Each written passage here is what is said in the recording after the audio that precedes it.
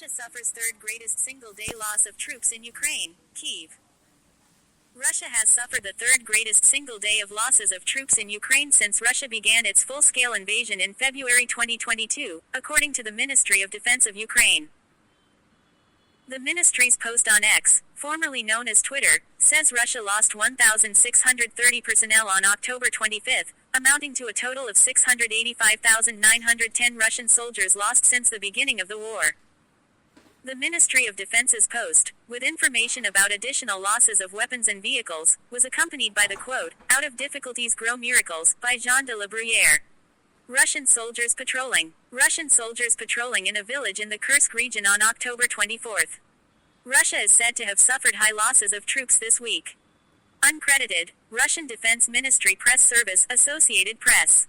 Newsweek reached out to the Ministry of Defense of Ukraine and the Ministry of Defense of the Russian Federation for comment via email outside of business hours. The highest number of soldiers Russia has lost in a single day was 1,740 on May 12. The previous second highest number of Russian troops lost earlier this month was 1,530 men in one day. According to the Ministry of Defense of Ukraine's post on X, Russia also lost 33 armored fighting vehicles, 34 artillery systems, 7 tanks, 1 air defense system, 73 UAVs, 79 vehicles and fuel tanks, and 22 pieces of special equipment today. Since Monday, Russia has lost 7,390 troops in Ukraine, according to Armed Forces of Ukraine's figures. Russia has also lost 188 artillery systems, 383 UAVs, 176 armored fighting vehicles, and more since Monday. Moscow also had rising losses of UAVs and artillery systems through last month, and they have only fallen this past month. In addition to high losses of Russian troops, Moscow's artillery losses amounted to $8 billion in 2024 alone. North Korea issues first statement on troops in Russia.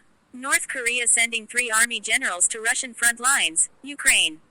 Thousands of North Korean soldiers moving to Russia-Ukraine border. Russia allies deal blow to Putin's North Korean troops plan. These Russian losses come after the U.S. confirmed that Pyongyang had deployed troops to Russia after similar reports were made by South Korea and Ukraine. White House spokesperson John Kirby said that he believes 3,000 North Korean soldiers are being trained in Russia, after South Korean intelligence released satellite photos of North Korean soldiers training in Russia's Far East.